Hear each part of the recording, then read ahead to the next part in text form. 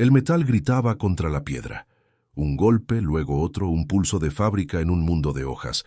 No era la naturaleza, era una máquina de furia, una campana fúnebre tocada por un fantasma. Santiago, un hombre que vino a la selva buscando silencio, encontró un ruido que le recordaba a la guerra. Pero el artillero era un gorila, y la munición era una roca. Y la guerra, descubrió, no era contra él. Santiago llevaba 274 días contando su exilio. Cada amanecer en la torre de vigilancia, con la neblina aferrándose a la cintura de la selva ecuatorial, era un día más ganado a los fantasmas del desierto. Los fantasmas hablaban con el silbido de la arena y el eco de las explosiones, recuerdos que se habían pegado a su alma como el hollín. Por eso eligió este lugar, un purgatorio verde en el corazón de África, una reserva a medias que intentaba cicatrizar sus propias heridas. Antiguamente había sido una concesión maderera. Ahora era un santuario precario donde los árboles jóvenes luchaban por alcanzar la luz entre los tocones de gigantes caídos hacía décadas. Su trabajo era simple: vigilar, prevenir incendios, reportar cualquier señal de caza furtiva y, sobre todo, permanecer invisible. La soledad no era un castigo, era su medicina. Su rutina era un ritual monótono que mantenía a los fantasmas a raya. Café al amanecer, una ronda de 8 kilómetros por el perímetro norte, revisión de las cámaras trampa, y tardes enteras en la torre, leyendo libros gastados mientras el mundo se movía sin él. Era un ermitaño moderno, un guardián de un silencio que anhelaba para sí mismo. En sus rondas había aprendido a leer el lenguaje de la selva, no con la precisión de un biólogo, sino con la intuición de un soldado. Sabía dónde bebían los antílopes y qué senderos evitaban los potamóqueros. Y conocía a la familia. No los buscaba, pero sus mundos a veces se rozaban. Eran los únicos otros residentes permanentes de su sector. Una pequeña tropa de gorilas liderada por un espalda plateada, al que había bautizado en silencio como Jabari. Jabari era magnífico y aterrador. Un coloso de músculos y pelaje oscuro, con una franja de plata en la espalda que brillaba como metal líquido bajo el sol filtrado. Santiago lo había visto solo un puñado de veces, siempre a una distancia respetuosa. El gorila era el verdadero rey de aquel lugar, y su presencia era una declaración de poder y resiliencia. Santiago sentía una extraña afinidad con él. Ambos eran supervivientes en un mundo herido. A menudo, las cámaras trampa capturaban fragmentos de su vida oculta. Jabari, vigilante, mientras su compañera Amara desbrozaba helechos con una paciencia infinita. Y a veces, una mancha negra y veloz que era su cría sola. Una bola de energía que trepaba por las lianas y se escondía de su madre con una alegría desbordante. Esas imágenes eran el único contacto de Santiago con algo parecido a una dinámica familiar, un eco de un mundo que había dejado atrás.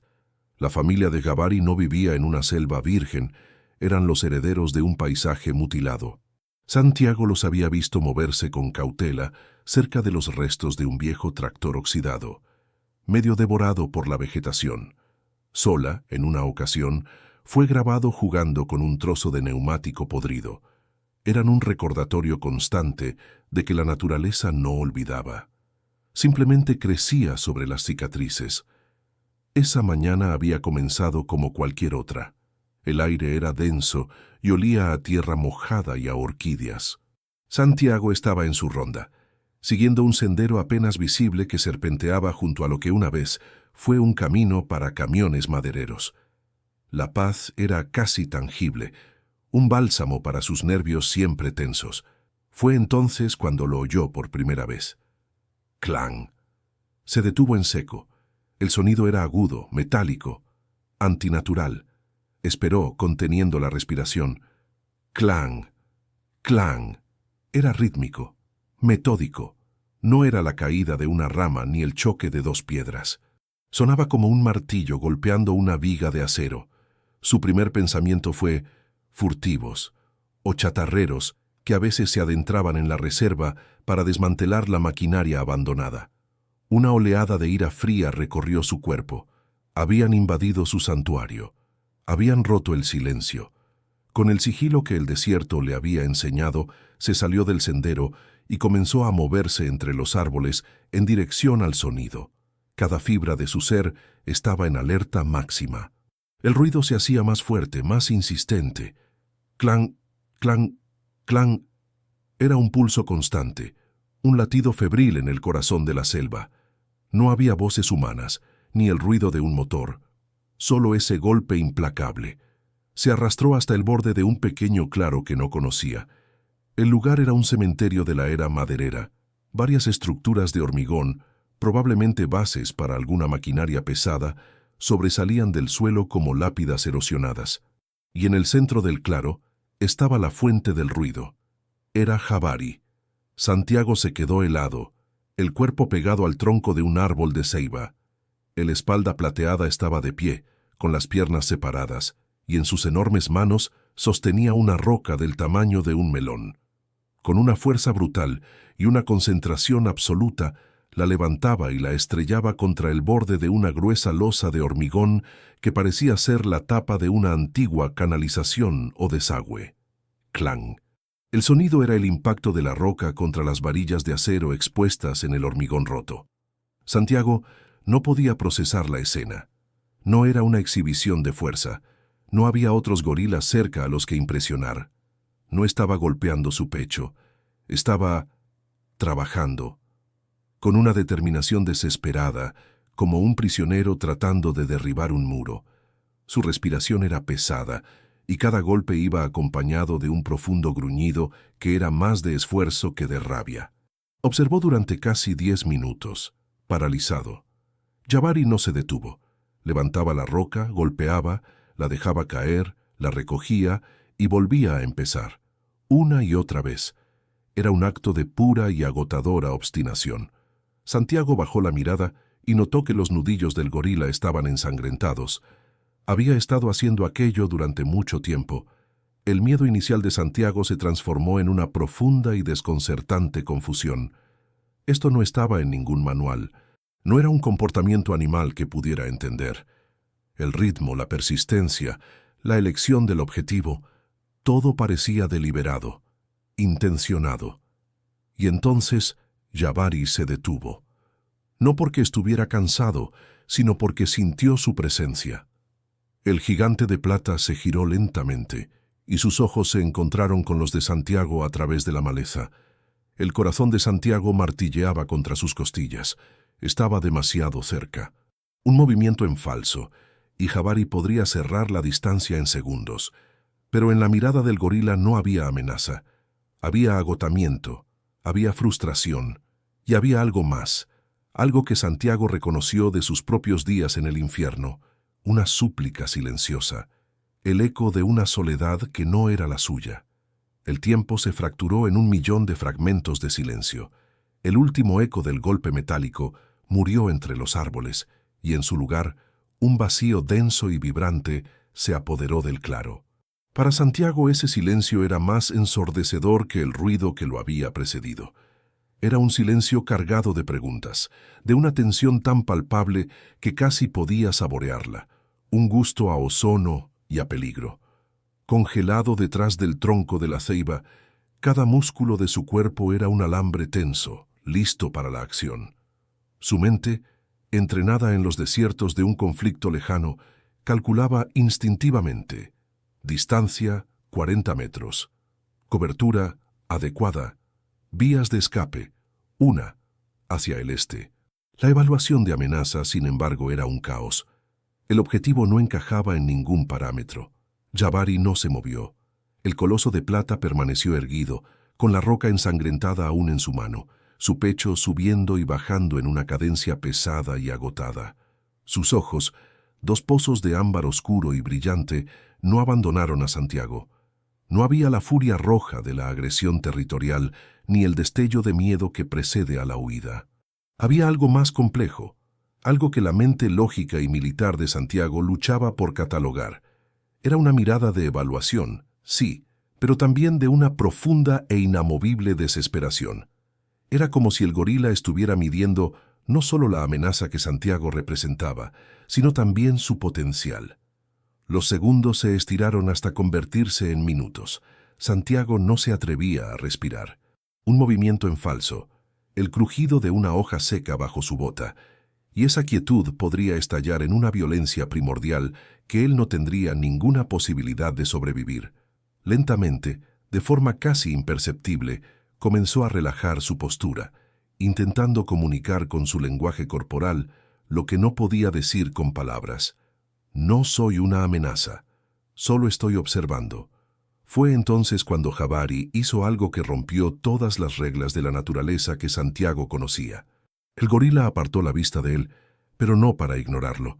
Con una deliberación que helaba la sangre, bajó su enorme cabeza y miró fijamente la losa de hormigón a sus pies. Luego emitió un gruñido. No fue el rugido desafiante de una espalda plateada, sino un sonido gutural, bajo y lleno de una frustración tan humana que a Santiago se le erizó la piel. Después del gruñido, levantó la vista de nuevo y sus ojos se clavaron una vez más en los de Santiago. El mensaje era inequívoco. Mira, mira aquí. Este es el problema. Santiago sintió como si una descarga eléctrica recorriera su espina dorsal. Esto no era un comportamiento animal aleatorio. Esto era comunicación, intencionada, compleja. El gorila no solo estaba reaccionando a su presencia, estaba intentando reclutarlo, involucrarlo en su lucha. La idea era tan absurda, tan fantástica, que una parte de su cerebro quería rechazarla, clasificarla como una simple proyección de sus propios sentimientos de aislamiento. Pero sus ojos no mentían. La secuencia de acciones era demasiado precisa. Con una lentitud agónica, Santiago dio un paso lateral, saliendo de detrás de la cobertura parcial del árbol. Se expuso por completo, un gesto de sumisión, de confianza.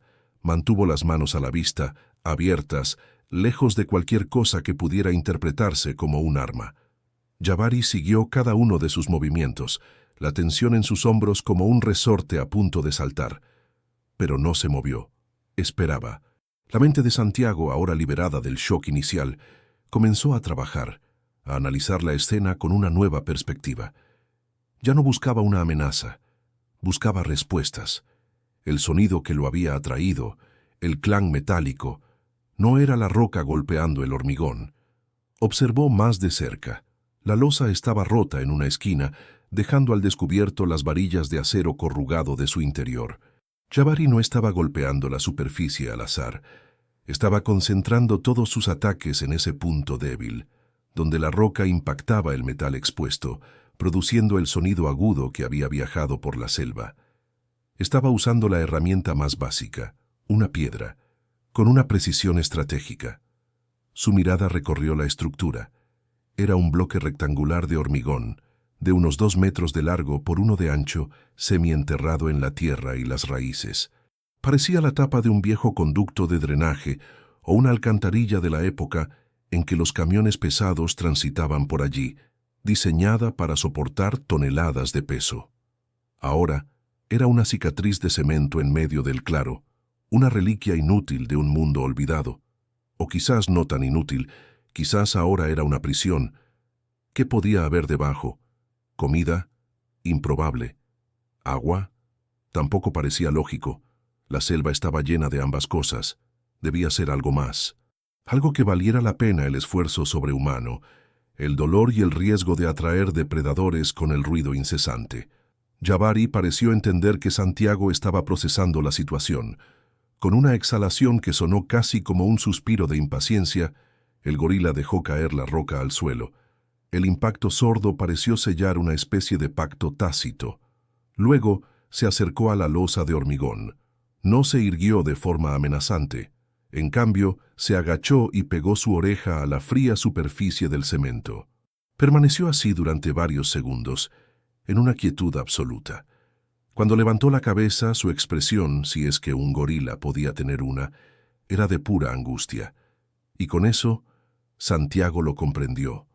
La revelación lo golpeó con la fuerza de un golpe físico. No había algo ahí debajo. Había alguien. Amara. Sola. No estaban a la vista. No las había visto desde la mañana. Había asumido que estarían buscando comida en otra parte, escondidas por la cautela de su líder. pero no. Estaban ahí, atrapadas. La imagen mental fue instantánea y aterradora. La familia explorando el viejo sistema de drenaje, quizás sola por curiosidad, y Amara siguiéndola, y una porción de tierra y raíces colapsando, bloqueando la salida con esa losa imposible de mover. El ruido no era un acto de agresión. La disonancia en la selva no era una amenaza. Era el sonido de un padre y esposo desesperado, usando la única herramienta que tenía, su fuerza bruta, para intentar romper una tumba de hormigón. Era una petición de ayuda emitida en el único lenguaje que conocía. Una oleada de empatía tan intensa y abrumadora que lo dejó sin aliento, barrió a Santiago. Por un instante, no vio a un simio gigante. Vio el reflejo de su propia desesperación en los pozos del desierto. La misma lucha inútil contra un destino sellado por el acero y la piedra. Él también había golpeado muros invisibles, gritando en un silencio que nadie podía oír. Jabari lo observaba, como si pudiera leer la epifanía en su rostro. El gorila dio 2 pasos hacia atrás, cediéndole el espacio, abriendo el camino hacia la losa. Era una invitación, una transferencia de responsabilidad. Mi fuerza no es suficiente. Ahora es tu turno, tu ingenio. Tu mundo creó esta prisión, ahora ayúdame a destruirla. Santiago tragó saliva. El nudo en su garganta era casi doloroso. Romper su aislamiento autoimpuesto ya era difícil. Romper la ley fundamental de la no interferencia era cruzar un abismo del que no habría retorno. Pero mirar a los ojos de Jabari y dar la espalda no era una opción. Sería una traición, no a las reglas de la ciencia, sino a una ley mucho más antigua y universal. Con el corazón latiendo un ritmo pesado y solemne, asintió lentamente. No para el gorila, sino para sí mismo. Tomó una decisión. El vigilante invisible, el fantasma de la selva, iba a intervenir. Retrocedió despacio, sin darle la espalda a Jabari. Cada paso era deliberado, medido. El gorila no lo siguió. Simplemente se sentó sobre sus cuartos traseros, un centinela de plata y angustia, observándolo desaparecer entre los árboles. Santiago no estaba huyendo. Estaba regresando a su puesto de vigilancia, regresando a su mundo. Necesitaba herramientas, herramientas de hombre, una palanca, un mazo. Iba a volver, y juntos romperían esa piedra. El camino de regreso a la torre de vigilancia fue una distorsión del tiempo y el espacio. Cada paso que Santiago daba, alejándose del claro, se sentía como una traición. La selva, su santuario de silencio, ahora le parecía un laberinto de acusaciones. El canto de un turaco resonaba como una sirena de advertencia. El susurro de las hojas bajo sus botas era un reproche. Había dejado a la espalda plateada en un estado de espera tensa. Una confianza tan frágil que temía que pudiera romperse con el simple hecho de su ausencia. ¿Y si Jabari interpretaba su retirada como un abandono? ¿Y si, en su desesperación, reanudaba su ataque inútil contra el hormigón, destrozándose las manos hasta el hueso? Estos pensamientos eran un ácido en su estómago. Por primera vez en casi un año, Santiago corría, no con el pánico de un hombre perseguido, sino con la urgencia de un hombre con una misión. Sus pulmones ardían, la humedad se pegaba a su piel como una segunda piel, pero no disminuyó la marcha. Los fantasmas del desierto, que habían permanecido dormidos durante meses, ahora corrían a su lado. Reconocían esta sensación, la adrenalina, el propósito, la vida de alguien pendiendo de un hilo. Pero esta vez era diferente. No había órdenes, ni un enemigo definido con un rifle en las manos. El adversario era una losa de hormigón armado, y el aliado era una criatura que no compartía su lenguaje, solo su desesperación. Llegó a su puesto de vigilancia con el corazón martilleando en sus oídos. El pequeño refugio, que siempre había sido su caparazón contra el mundo, de repente le pareció claustrofóbico e inadecuado. Sus libros, sus mapas, sus notas, todo parecía trivial, los pasatiempos de un hombre que se escondía de la vida. Ignoró todo aquello y fue directo al pequeño cobertizo de herramientas adosado a la estructura. El olor a aceite y metal oxidado lo llenó todo. Allí, Apoyados contra la pared estaban los instrumentos de su nueva guerra. Sus manos pasaron por encima de un hacha, una pala, inútiles. Necesitaba fuerza de percusión y apalancamiento. Agarró un mazo pesado de unos 10 kilos, con la cabeza de acero forjado y el mango de nogal, pulido por el uso. El peso se sintió familiar en sus manos, un eco de otras herramientas, otras armas. Luego sus ojos se posaron en una barra de hierro macizo, una palanca de casi 2 metros de largo, gruesa como su muñeca y terminada en una punta aplanada. El combo perfecto, el mazo para quebrar, la palanca para mover. El peso combinado de ambas herramientas era considerable, un lastre físico que reflejaba la carga de responsabilidad que acababa de asumir. Mientras aseguraba las herramientas a su mochila, una oleada de duda lo asaltó. ¿Qué estaba haciendo? Se estaba involucrando en un drama de la naturaleza que no le correspondía. Estaba rompiendo el protocolo, la razón por la que le pagaban para estar allí. Un primatólogo de verdad lo llamaría loco, irresponsable. Podría salir herido o peor, muerto. Jabari era un animal salvaje, impredecible. Su actual pasividad podría ser una trampa, una anomalía a punto de corregirse con una explosión de violencia.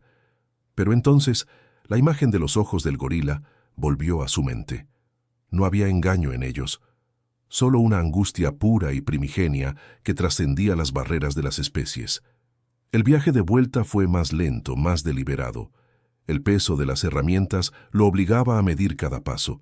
Ahora no era un soldado corriendo hacia el combate, sino un cirujano caminando hacia un quirófano imposible. El sol estaba más alto en el cielo, filtrando rayos de luz a través del dosel del bosque que parecían focos sobre un escenario. Cuando se acercó al claro, la selva volvió a quedar en silencio, como si contuviera la respiración colectiva. Jabari estaba exactamente donde lo había dejado. No se había movido ni un centímetro. Estaba sentado una montaña de pelaje negro y plata, con la espalda ligeramente encorvada. Parecía una estatua tallada en la roca de la paciencia, pero Santiago podía sentir la tensión irradiando de él. Sus nudillos, apoyados en el suelo, estaban manchados de un rojo oscuro. Al ver a Santiago emerger de entre los árboles, con las extrañas formas metálicas sobresaliendo de su espalda, el gorila se tensó. Un leve murmullo, un temblor profundo en su pecho, vibró en el aire. Santiago se detuvo en el borde del claro. Lentamente, con movimientos suaves y telegrafiados, se quitó la mochila y la dejó en el suelo. Sacó primero el mazo y lo colocó a su lado. Luego, la palanca de hierro. Dejó las herramientas a la vista, demostrando que no tenía intención de usarlas como armas contra él. Este era su diálogo, un intercambio de gestos en lugar de palabras. He vuelto. He traído esto.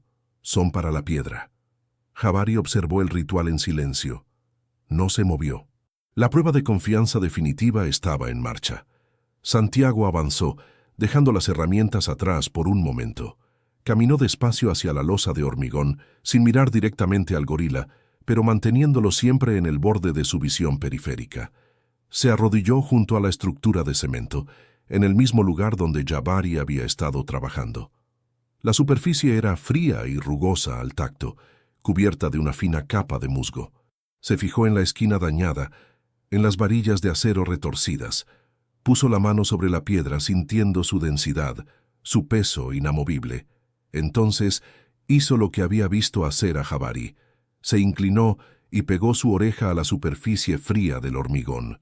Cerró los ojos bloqueando todo el ruido exterior, concentrándose solo en lo que pudiera haber debajo. Al principio, no oyó nada más que el palpitar de su propia sangre en los oídos. El silencio era total, un silencio de tumba que le provocó un escalofrío. Quizás me equivoqué, pensó con una punzada de pánico. Quizás solo es un gorila loco golpeando una roca. Pero entonces lo percibió. No fue un sonido claro, sino una vibración, un rasguño débil, casi imperceptible, seguido de un quejido ahogado. Un lamento tan fino y frágil que parecía el llanto de un recién nacido. Provenía de las profundidades del hormigón y la tierra. Era el sonido de una vida que se estaba apagando. Sola. La confirmación lo golpeó con una certeza absoluta y devastadora. Estaban vivos, estaban allí, y estaban sufriendo. Se apartó de la losa como si ésta quemara, levantó la vista y sus ojos se encontraron con los de Jabari. El gorila lo había estado observando todo el tiempo, y en su mirada, Santiago vio un destello de algo nuevo. ¿Reconocimiento? ¿Validación? El espalda plateada emitió otro gruñido, esta vez más corto, más agudo. Un sonido de urgencia. ¿Lo oyes? Ahora lo sabes. Haz algo. La duda de Santiago se evaporó, reemplazada por una determinación fría como el acero de las herramientas que había traído. Se levantó y caminó de regreso hacia ellas. Cada movimiento era ahora eficiente, despojado de cualquier vacilación. Recogió la larga palanca de hierro. Pesaba más de 20 kilos, pero en ese momento se sintió como una extensión de sus propios brazos. Regresó a la losa. Jabari, al ver la barra de metal en sus manos, se levantó lentamente sobre sus 4 extremidades. La tensión en el claro se disparó a un nivel casi insoportable. El gorila no sabía qué era esa herramienta, solo que era algo del mundo del hombre, algo que podía ser tan destructivo como constructivo. Santiago no le hizo caso. Se concentró en el problema. Inspeccionó el borde de la losa, buscando una grieta, un punto de apoyo, una debilidad estructural. La encontró cerca de la esquina que Jabari había estado golpeando, donde el hormigón se había desmoronado. Introdujo la punta aplanada de la palanca en la fisura, empujándola con todas sus fuerzas hasta que se encajó firmemente entre la losa y su base. El diálogo del desespero había terminado. Las presentaciones habían concluido. La confianza, por frágil que fuera, se había establecido. Ahora comenzaba el trabajo. Santiago se posicionó, flexionó las rodillas, agarró el extremo de la palanca con ambas manos y se preparó para aplicar la primera dosis de física humana contra la inercia de una tumba de cemento. El destino de una familia que no era la suya descansaba sobre aquella barra de hierro y sobre la fuerza de un hombre que había venido a la selva para no volver a luchar nunca más. El mundo de Santiago se redujo al espacio de 1 metro cuadrado. La selva, con su sinfonía de vida y sus infinitas tonalidades de verde, se desvaneció en una periferia borrosa. Solo existían sus manos, ampollándose alrededor del frío cilindro de la palanca. Sus músculos, gritando en protesta contra una ley de la física que parecía inmutable, y la losa de hormigón, una lápida de indiferencia que se negaba a ceder. A unos metros de distancia, una montaña de plata y tensión lo observaba, y desde las profundidades de la tierra, el eco de un llanto moribundo era el metrónomo de una cuenta atrás fatal. Apoyó todo su peso en la barra de hierro. Sus botas resbalaron sobre la tierra húmeda, buscando un punto de apoyo que no existía. Gruñó, un sonido casi tan animal como los que había oído emitir a Jabari. El metal se combó ligeramente bajo la tensión, emitiendo un gemido agudo, pero la losa de hormigón no se movió ni 1 milímetro. Era como intentar hacerle palanca a un continente. La gravedad era un enemigo absoluto, y la estructura, diseñada para soportar el paso de máquinas de 20 toneladas, se burlaba de su esfuerzo. Jadeando, liberó la presión. El sudor le picaba en los ojos, mezclándose con la suciedad de su frente. Miró sus manos. Ya estaban rojas, la piel levantada en los puntos de mayor fricción. Esto no iba a funcionar. No así. La fuerza bruta no era suficiente. Necesitaba un plan, una táctica. Necesitaba volver a ser un soldado, no en el arte de la destrucción, sino en el de la deconstrucción. En ese momento un movimiento a su derecha captó su atención. Jabari se había puesto de pie. Avanzó 2 pasos, lentos, pesados, sus nudillos hundiéndose en el suelo blando. Se detuvo a menos de 10 metros de Santiago. El aire se electrificó. El corazón de Santiago dio un vuelco, una reacción instintiva de miedo que tuvo que reprimir con todas sus fuerzas. El gorila no parecía agresivo. Su rostro era una máscara de impaciencia. Emitió un profundo estruendo sordo, un sonido que vibró en el pecho de Santiago, y golpeó el suelo una vez con la palma de su mano abierta. El mensaje era claro, una orden sin palabras. Más, más rápido, hazlo ya. La presión era inmensa, pero la acción del gorila, en lugar de asustarlo, le dio a Santiago una extraña inyección de determinación. No estaban en bandos opuestos, eran un equipo muy extraño y desesperado, pero un equipo al fin y al cabo. Señaló con la cabeza hacia el mazo que yacía en el suelo a un par de metros. «Necesito romperlo primero», dijo en voz alta, sabiendo que el gorila no entendería las palabras, pero esperando que comprendiera la intención a través del tono y el gesto. Dejó la palanca en su sitio, encajada en la grieta, y fue a por el mazo. La herramienta se sentía absurdamente pesada. La levantó, probando su equilibrio, sintiendo el tirón en los músculos de su espalda y hombros. Se posicionó frente a la losa, con las piernas separadas para tener una base sólida. Su objetivo era la red de fisuras que rodeaba el punto donde la palanca estaba insertada. No intentaría pulverizar el centro, concentraría sus ataques en la herida ya existente, para ensancharla, para quebrar la integridad estructural de la pieza. El primer golpe fue de prueba, un impacto seco que resonó en todo el claro como un disparo. El hormigón vibró, escupiendo una pequeña nube de polvo y fragmentos, pero la estructura aguantó. Jabari retrocedió un paso, sorprendido por la violencia del sonido, pero no huyó. Se quedó allí, un espectador cautivo en la primera fila de la batalla más importante de su vida. Santiago encontró su ritmo. Exhalaba con cada descenso del mazo, canalizando toda su fuerza, toda su frustración, todo su pasado en cada impacto.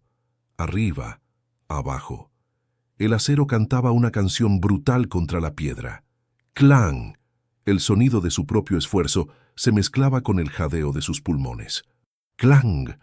Veía las caras de sus compañeros caídos en el desierto. ¡Clang! Sentía el peso de la soledad que lo había empujado a ese rincón olvidado del mundo. ¡Clang! Oía el llanto ahogado de una cría de gorila que nunca había conocido.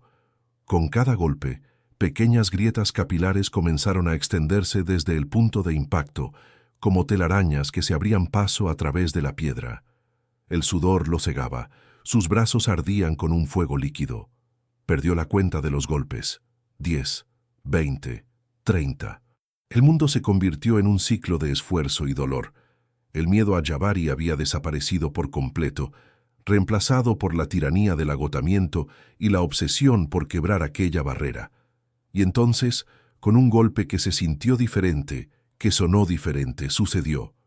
No fue un clang metálico, sino un crack sordo y profundo, el sonido de un hueso rompiéndose. Una grieta significativa, del grosor de su dedo, se abrió de repente, recorriendo casi un tercio del ancho de la losa. Santiago se tambaleó hacia atrás, casi perdiendo el equilibrio. Dejó caer el mazo. Sus manos temblaban incontrolablemente, despojadas de toda su fuerza. Miró su obra. La cicatriz en el hormigón era una promesa, una posibilidad. Jabari lo vio. El espalda plateada se irguió ligeramente, sus fosas nasales dilatándose. Emitió un sonido nuevo, un jadeo excitado, casi un ladrido. La esperanza era una droga potente, y ambos estaban sintiendo sus efectos, pero no habían terminado. La losa estaba rota, pero seguía siendo inmensamente pesada, sus dos mitades aún unidas por la malla de acero interna. Santiago se tomó solo 30 segundos para recuperar el aliento, 30 segundos en los que el mundo volvió a enfocarse. Volvió a la palanca. Ahora tenía un nuevo punto de apoyo, un borde fracturado donde podía aplicar la fuerza con mucha más eficacia. Introdujo la punta de la barra de hierro en la nueva grieta. Esta vez, cuando empujó hacia abajo, sintió un cambio, un ligero movimiento. El hormigón raspó contra el hormigón. Era un progreso minúsculo, pero era progreso. «Vamos, vamos», masculló entre dientes, su voz un susurro ronco. Jabari pareció entender que la fase de percusión había terminado y que ahora comenzaba la de la fuerza sostenida. El gorila se acercó aún más, no a Santiago, sino al otro extremo de la losa. Se agachó y colocó sus enormes manos bajo el borde, buscando un agarre. Por un segundo de locura, Santiago pensó que iban a levantarla juntos, pero Jabari no empujó. Simplemente se quedó allí, como si su mera presencia, su voluntad, pudiera añadir fuerza al esfuerzo del hombre. Era un acto de solidaridad, un gesto de un general que se une a sus soldados en la trinchera. Inspirado por aquella presencia a su lado, Santiago reunió las últimas reservas de su energía. Se olvidó del dolor, de las ampollas, del agotamiento que le nublaba la vista. Se aferró a la palanca, ancló los pies en el suelo y empujó, no con los brazos, sino con todo el cuerpo, con todo el peso de su historia y de su redención. Hubo un horrible chirrido de metal torturado cuando las varillas de acero del interior de la losa comenzaron a doblarse. La grieta se ensanchó. 1 centímetro, 5, 10. La mitad de la losa se levantó, pivotando sobre su borde opuesto con una lentitud exasperante. La tierra y las raíces que la habían mantenido prisionera durante años se desprendieron con un sonido sordo. Con un último grito que fue a la vez de esfuerzo y de triunfo, Santiago empujó la palanca hasta el suelo. La sección rota de la losa se volcó sobre sí misma con un estruendo atronador, dejando al descubierto una abertura oscura y rectangular en el suelo. Un agujero negro que olía a tierra húmeda, a miedo y a vida confinada. El clímax de la acción terminó en un silencio abrupto y sobrecogedor. Santiago se quedó de pie, temblando, apoyado en la palanca como si fuera un báculo, con el pecho subiendo y bajando violentamente. Jabari estaba inmóvil, mirando fijamente la abertura. Habían quebrado el concreto. Habían vencido al miedo, y ahora, desde la oscuridad de la tierra, un débil gemido se elevó, y una pequeña mano negra y peluda se asomó por el borde, tanteando la luz. El agujero exhaló un aliento frío y antiguo, un suspiro de tierra confinada que trajo consigo el olor a humedad y a un miedo casi palpable. Por un instante, nada se movió. El claro entero pareció congelarse, atrapado entre el estruendo del hormigón roto y la expectativa de lo que emergería de las sombras. Santiago, con los músculos temblando por un agotamiento que iba más allá de lo físico, permaneció inclinado sobre la palanca, su respiración rasgando el aire en jadeos irregulares. Jabari, a su lado, era una escultura de anticipación. Su cuerpo masivo tenso como la cuerda de un arco, sus ojos fijos en la negrura revelada. La pequeña mano que había tanteado la luz se aferró al borde irregular del cemento. Sus nudillos eran diminutos, sus dedos delicados cubiertos de un fino vello negro. Tras la mano apareció una cabeza. 2 ojos grandes, redondos y llenos de una confusión ancestral, parpadearon ante la súbita claridad del día. Era Sola. La pequeña cría parecía una versión en miniatura y frágil de su padre. Su rostro una mezcla de terror y asombro. Emitió un quejido bajo, un sonido lastimero que partió el silencio como un cristal. Jabari respondió instantáneamente. Un profundo y suave murmullo retumbó en su pecho, una vibración tranquilizadora. No era una orden, ni una llamada. Era un bálsamo sónico, una promesa. Estoy aquí, estás a salvo. Sola, al oír la voz de su padre, pareció encontrar una nueva fuerza.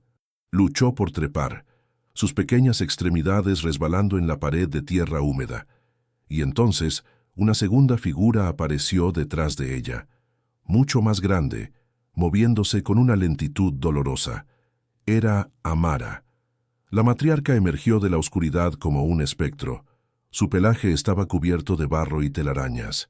Se movía con una cojera pronunciada, favoreciendo una de sus patas traseras, y en sus ojos había una profunda lasitud, el resultado de horas, quizás un día entero, de confinamiento y desesperación. Con un último esfuerzo, Amara empujó a Sola suavemente desde atrás, ayudándola a superar el último obstáculo. La pequeña cría tropezó al salir al claro y por un segundo se quedó inmóvil, desorientada por el vasto espacio abierto y el cielo azul sobre ella. Luego vio a Jabari. Con un chillido agudo que era mitad alivio y mitad alegría, corrió hacia su padre. Lo que sucedió a continuación fue un momento de una intimidad tan profunda que Santiago sintió que estaba profanando algo sagrado con su sola presencia. Jabari no se movió para interceptar a su hija. Esperó a que llegara. Sola se estrelló contra su enorme pierna y se aferró a ella con una desesperación absoluta. El espalda plateada bajó su inmensa cabeza y la acarició suavemente con el dorso de su mano, un gesto de una ternura que contrastaba violentamente con la fuerza brutal que había exhibido momentos antes. La tocó, la olió, asegurándose de que estaba completa, de que estaba real. Mientras tanto, Amara lograba salir del agujero. Se tambaleó al ponerse de pie, su pata herida apenas soportando su peso. Levantó la vista y sus ojos se cruzaron con los de Jabari. Ningún sonido pasó entre ellos, pero un universo de comunicación fluyó en esa mirada. El miedo compartido, la lucha, el reencuentro. Con una lentitud majestuosa, cojeó hacia su familia. Santiago dio un paso atrás, y luego otro, borrándose a sí mismo de la escena. Se retiró hacia la periferia del claro, buscando la sombra de los árboles, convirtiéndose de nuevo en el fantasma que siempre había querido ser. Apoyó la espalda contra un tronco, el metal de la palanca y el mazo a sus pies. El torrente de adrenalina que lo había sostenido se desvaneció de golpe, dejándolo vacío, hueco, como una campana después de haber sido tocada. Observó el reencuentro familiar, sintiéndose a la vez como un intruso y como el catalizador indispensable de aquel milagro. Jabari, al ver acercarse a su compañera, se levantó. Sola seguía aferrada a su pierna, negándose a soltarla. Amara llegó junto a él y se inclinó, apoyando su frente contra su hombro macizo. Permanecieron así los tres juntos, una isla de pelaje negro y plata en medio del claro, una unidad rota y ahora restaurada. Jabari rodeó a Amara con un brazo, un gesto de protección y consuelo. Revisó su pata herida con suaves toques, evaluando el daño. Era un examen silencioso, una conversación sin palabras entre compañeros que habían compartido una vida de peligros. El clímax emocional no fue un estallido, sino una implosión silenciosa. Fue la quietud que siguió a la tormenta. Fue la forma en que Sola finalmente soltó la pierna de su padre para abrazar a su madre. Fue el sonido de la respiración tranquila de la familia reunida, un ritmo que reemplazó el violento martilleo del hormigón. Para Santiago, cada uno de esos gestos era más elocuente que cualquier discurso de victoria, más conmovedor que cualquier sinfonía. Había quebrado el concreto, sí, pero lo que realmente sentía que se había roto era el caparazón de su propia soledad. Después de lo que parecieron varios minutos, Jabari levantó la cabeza. Su momento de intimidad familiar había terminado. Ahora quedaba un asunto pendiente. Sus ojos barrieron el claro hasta encontrar la figura de Santiago, semioculta en la penumbra del bosque. Santiago sintió un escalofrío, pero esta vez no era de miedo. Era de expectación. Se enderezó, separándose del árbol. El momento de la verdad, el epílogo de su imposible colaboración, había llegado. Con Amara y Zola resguardadas detrás de él, Jabari dio un paso hacia Santiago, luego otro. Cruzó la distancia que los separaba con una lentitud deliberada. No había agresividad en su andar, sino una solemnidad casi regia. Se detuvo a unos 5 metros de Santiago, una distancia que respetaba el espacio personal de ambos, pero que era lo suficientemente cercana para ser intensamente personal. Se miraron. En los ojos de Jabari, la desesperación había sido reemplazada por algo insondable. No era gratitud en el sentido humano de la palabra, no era una deuda que necesitara ser pagada, era algo más profundo, era reconocimiento, un reconocimiento de fuerza, de voluntad, de una alianza improbable que había desafiado las leyes de sus respectivos mundos. Jabari había visto a Santiago luchar, sudar y sangrar por su familia, y Santiago había visto la inteligencia, el amor y la tenacidad de un ser que la mayoría de su especie consideraba una simple bestia. Jabari levantó una de sus manos, no la que estaba ensangrentada sino la otra. No la extendió. Simplemente la sostuvo en el aire por un momento, con la palma hacia adentro. Luego se golpeó el pecho. No fue el golpe desafiante y resonante de una espalda plateada reclamando su territorio. Fue un único golpe, sordo y suave. Un gesto, un sello, una firma. Y con eso se dio la vuelta. No hubo más. No necesitaba haber más. Con un gruñido bajo, llamó a su familia. Amara, cojeando pero decidida, lo siguió. Sola, después de lanzar una última mirada curiosa y tímida hacia la extraña criatura de dos patas que estaba en el borde del bosque, corrió para alcanzar a sus padres. Santiago los observó desaparecer entre la densa vegetación.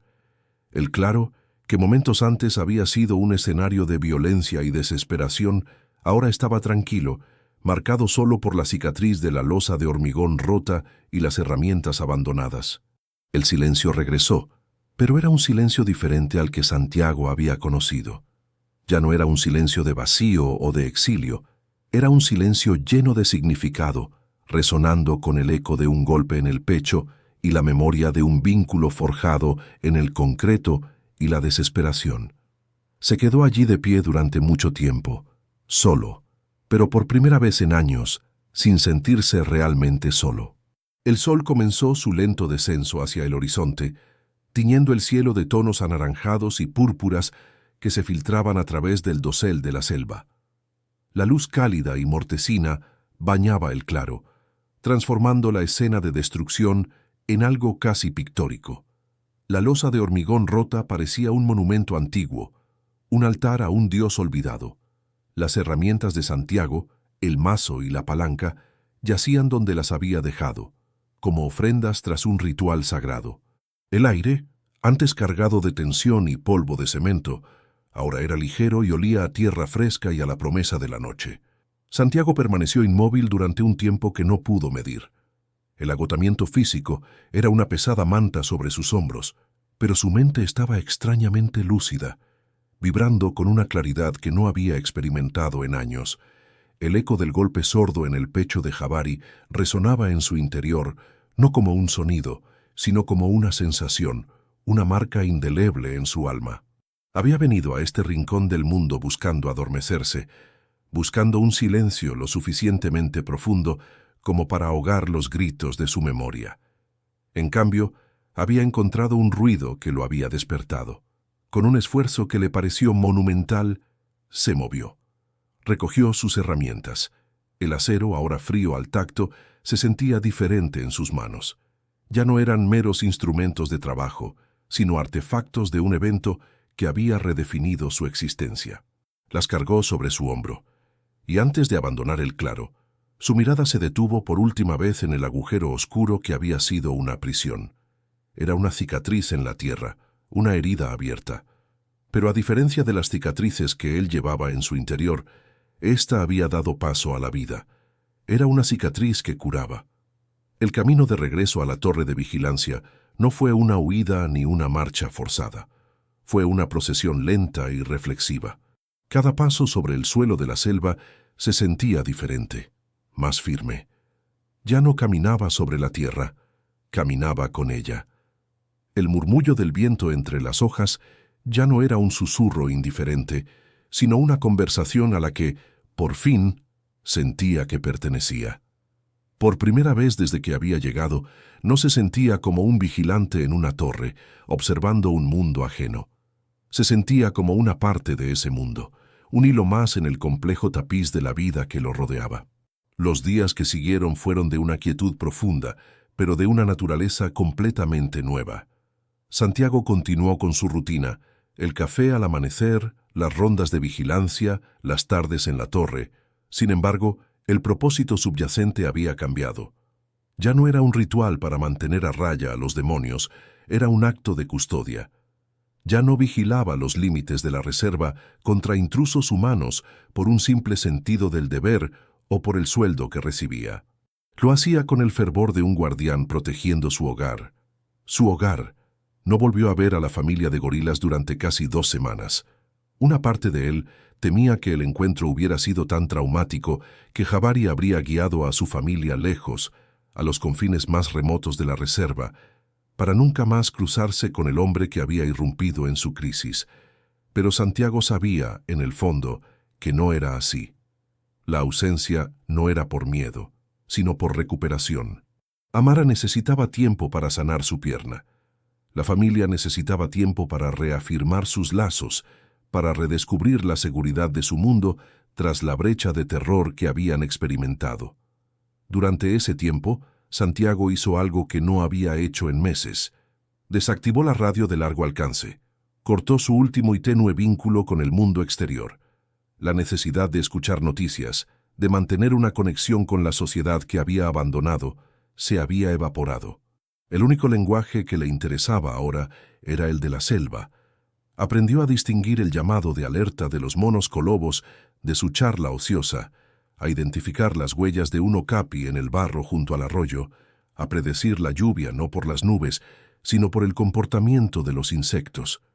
Una tarde, mientras revisaba las imágenes de una de las cámaras trampa más remotas, su corazón dio un vuelco. Allí estaban. La cámara, activada por el movimiento, había capturado una breve secuencia. Amara caminaba lentamente, pero ya no cojeaba de forma pronunciada. Apoyaba la pata con cuidado, pero con firmeza. Sola, enérgica como siempre, saltaba a su alrededor, intentando iniciar un juego. Y detrás de ellas, imponente y vigilante, caminaba Jabari. Se detuvo un momento frente a la cámara como si supiera que estaba allí, y su mirada pareció atravesar la lente, llegando directamente a Santiago en su torre, a kilómetros de distancia. Luego, siguió a su familia y desapareció en la espesura. Santiago sintió una oleada de un alivio tan profundo que lo dejó sin aliento. Estaban bien. Habían sobrevivido, se habían recuperado y habían permanecido. El verdadero cambio en Santiago no fue solo de perspectiva, sino de acción. Empezó a cartografiar no solo los senderos y los arroyos, sino también los vestigios peligrosos de la era maderera. El agujero que había atrapado a la familia de Jabari no podía ser el único. Pasó semanas buscando y encontrando otros pozos ocultos, viejas estructuras de drenaje colapsadas, restos de cables de acero oxidados que eran trampas mortales para la fauna. Con sus propias manos, con las mismas herramientas con las que había realizado el rescate, comenzó a desmantelar o a señalizar esos peligros. Ya no era solo un observador pasivo, se había convertido en un sanador de aquel paisaje herido, al igual que él mismo estaba sanando. Meses después, tuvo su último encuentro significativo. Estaba en una de sus rondas, cerca de una cresta que ofrecía una vista panorámica del valle. Vio movimiento abajo, en un claro lleno de brotes de bambú. Era la familia. Amara se movía con total normalidad. Su lesión era un recuerdo lejano. Sola, notablemente más grande, jugaba a perseguir mariposas. Y Jabari estaba allí, sentado, observando a su familia con una calma soberana. Sintió la presencia de Santiago en la cresta. Levantó la vista, y sus miradas se cruzaron a través de la distancia. No hubo gestos, no hubo sonidos, no eran necesarios. En el espacio que los separaba, fluía un entendimiento mutuo, un respeto forjado en el momento más oscuro. Era un reconocimiento silencioso de que ambos eran guardianes, cada uno a su manera, de ese pedazo de tierra que ambos llamaban hogar.